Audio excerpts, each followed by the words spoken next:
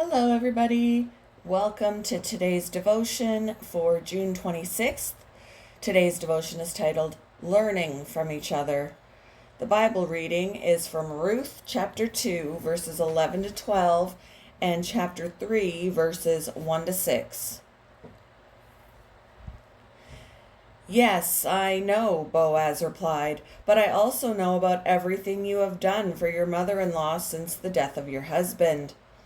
I have heard how you left your father and mother and your own land to live here among complete strangers.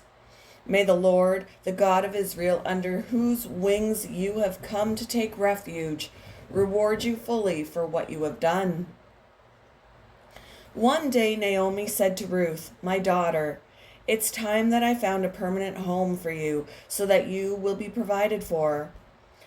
Boaz is a close relative of ours, and he's been very kind by letting you gather grain with his young women. Tonight he will be winnowing barley at the threshing floor. Now do as I tell you. Take a bath and put on perfume and dress in your nicest clothes. Then go to the threshing floor, but don't let Boaz see you until he has finished eating and drinking. Be sure to notice where he lies down, then go and uncover his feet and lie down there. He will tell you what to do." "I will do everything you say," Ruth replied. So she went down to the threshing floor that night and followed the instructions of her mother-in-law. Years before Zoom was an accessible communication tool, a friend asked me to join her on a video call to discuss a project. Through the tone of my emails, she could tell I was baffled, so she suggested I find a teenager to help me figure out how to set up a video call. Her suggestion points to the value of intergenerational relationships. It's something observed in Ruth and Naomi's story.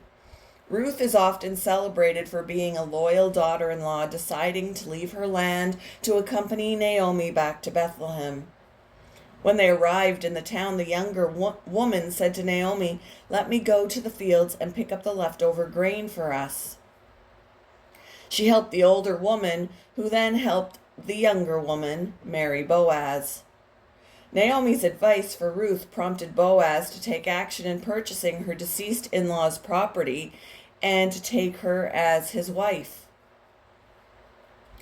We certainly respect the advice of those who share their seasoned wisdom with younger generations, but Ruth and Naomi remind us that the exchange can go both ways. There's something to be learned from those younger than us, as well as those who are older. Let's seek to develop loving and loyal intergenerational relationships. It will bless us and others and help us learn something we don't know. What have you learned from someone younger? How might you reach out to someone of another generation today? Thank you for joining me for today's devotion, and I hope you all have a wonderful day.